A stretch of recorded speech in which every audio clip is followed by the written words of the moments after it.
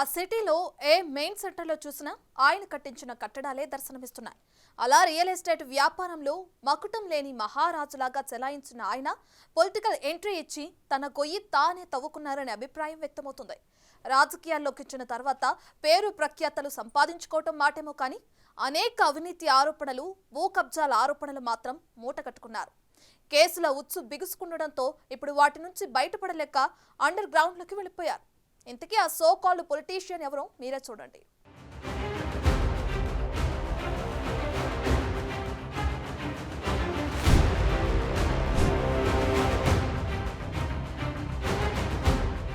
Visakha YCP మాజీ MP బడా realtor MVV కనబడకుండా పోయారు.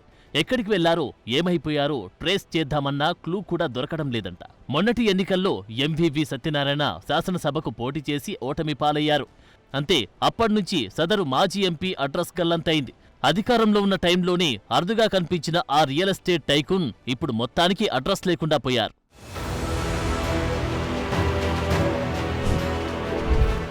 వైసీపీ అధికారం కోల్పోయిన తర్వాత ఎంవీవీ చేసిన రియల్ అక్రమాలపై వరుసగా ఫిర్యాదులు నమోదవుతున్నాయి. ఓవైపు కేసులు నమోదవుతున్నా పార్టీ పరంగా అండ కరువవుతుండడంతో ఆయన అండర్ గ్రౌండ్లోకి వెళ్లిపోయారంటున్నారు.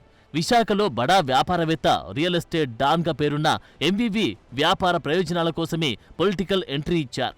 విశాఖలో కొమ్మాది, మధురవాడ, భీమిల నుండి విశాఖ సిటీ, గాజువాక, దువ్వాడ వరకు 40 కిలోమీటర్ల విస్తీర్ణంలో ఎక్కడ చూసినా ఎంవీవీ పేరుతో భారీ గేటెడ్ కమ్యూనిటీ అపార్ట్మెంట్లు దర్శనమిస్తాయి. వైసీపీ నుంచి 2019లో విశాఖ ఎంపీగా పోటీ చేసిన ఎంవీవీకి లక్ కలిసి వచ్చింది.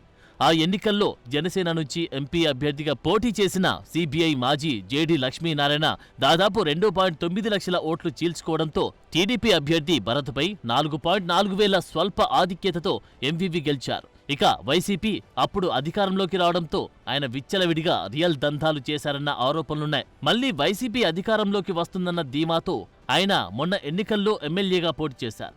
మంత్రి పదవి దక్కించుకొని తన వ్యాపార సామ్రాజ్యాన్ని మరింత విస్తరించుకోవచ్చని లెక్కలు వేసుకున్నారు.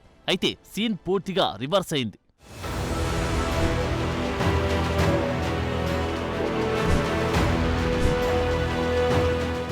ఇప్పుడు కూటమి ప్రభుత్వంలో జరుగుతున్న విచారణలతో ఎంవీవీ సత్యనారాయణకు అనేక భూదందాలు, ఆర్థిక నేరాలతో సంబంధాలు ఉన్నాయనే ఆరోపణలకు బలం చేకూరుతోంది. గతంలో జరిగిన ఆయన కుటుంబ సభ్యుల కిడ్నాప్ కేసుపై పునర్విచారణ జరిపే అవకాశాలు కనిపిస్తున్నాయి. అప్పట్లో పోలీసులు పూర్తి వివరాలు బయటపెట్టకుండా డబ్బు కోసమే కిడ్నాప్ జరిగిందంటూ తేల్చేశారు. ఆ ఘటనపై ఎన్నో అనుమానాలు ఉన్నాయని, పునర్విచారణ చెయ్యాలనే డిమాండ్ వచ్చినా పట్టించుకోలేదు. ప్రస్తుత కూటమి ప్రభుత్వం ఆ కేసు మిస్టరీపై దృష్టి సారించినట్లు తెలుస్తోంది. పునర్విచారణకు న్యాయస్థాన అనుమతి కోసం ప్రయత్నిస్తున్నట్లు సమాచారం. ఇటీవల ఓ పోలీసు ఉన్నతాధికారి విశాఖ కేంద్ర కారాగారానికి వెళ్లి కిడ్నాప్ కేసులో ప్రధాన నిందితుడైన రౌడీ షీటర్ హేమంత్తో గంటన్నరకు పైగా మాట్లాడడం చర్చనీయాంశమైంది.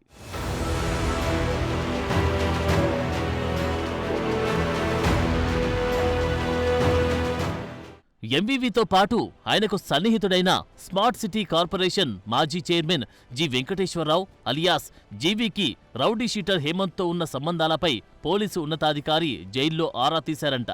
ఎంవీవీ, జీవీ అనేక సెటిల్మెంట్లు చేయించి ఇస్తానన్న డబ్బు ఇవ్వలేదని, పైగా కేసుల్లో ఇరికించి జైలుకు పంపారని, ఆ కోపంతోనే కిడ్నాప్ చేశానని హేమంత్ చెప్పినట్లు తెలుస్తోంది. అదే నిజమైతే ఎంవీవీ, జీవీలకు ఉచ్చు బిగిసినట్లే అంటున్నారు. ఇటీవల హేమంత్ కోర్టుకు హాజరైన సమయంలో స్నేహితుల ద్వారా ఓ లేఖను బయటకు పంపాడు. అందులో తనకు అందిన బహుమతుల గురించి వివరిస్తూ కొన్ని పంచాయతీలకు సంబంధించి విశాఖ చుట్టుప్రక్కల 12 చోట్ల విలువైన స్థలాలు, 5 విల్లాలు, ఖరీదైన మరో 5 కార్లు బహుమానంగా ఇచ్చారని పేర్కొన్నాడు. ఒక రౌడీ షీటర్కు ఇన్ని ఆస్తులు ఎలా వచ్చాయో విచారిస్తే అసలు విషయాలు బయటపడతాయనేది ఆ లేఖ సారాంశం. ఎంవీవీ బంధువైన బెంగుళూరుకు చెందిన సత్యనారాయణ అనే వ్యక్తి హేమంత్కు ఆ గిఫ్ట్లు ఇచ్చారంట. దాంతో ఆ తతంగంపై సమగ్ర విచారణ జరపాలంటూ పలువురు డిమాండ్ చేస్తున్నారు.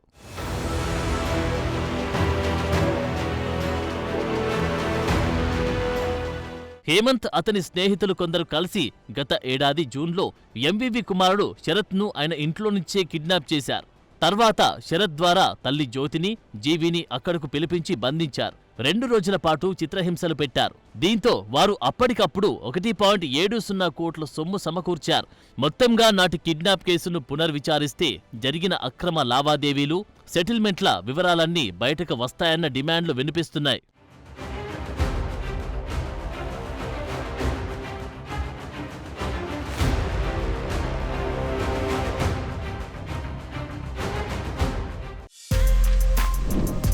For more videos like this, subscribe Big TV channel.